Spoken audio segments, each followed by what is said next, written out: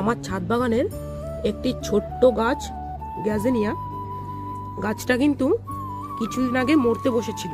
তো সেখান থেকে আমি গাছটাকে বাঁচিয়ে, আমার কাছে টব ছিল না, সেই কারণে আমি এই প্লাস্টিক ছোট কোটোতে লাগিয়েছি। গাছটাকে আমি যে বাঁচাতে পারবো সেটা কিন্তু আমি কোনোদিন ভাবিনি। গাছের ফুলের কালারটা দেখো কতটা সুন্দর এসছে গোলাপির মধ্যে, এবং কত অসংখ্য পরিমাণে কুড়ি দেখো।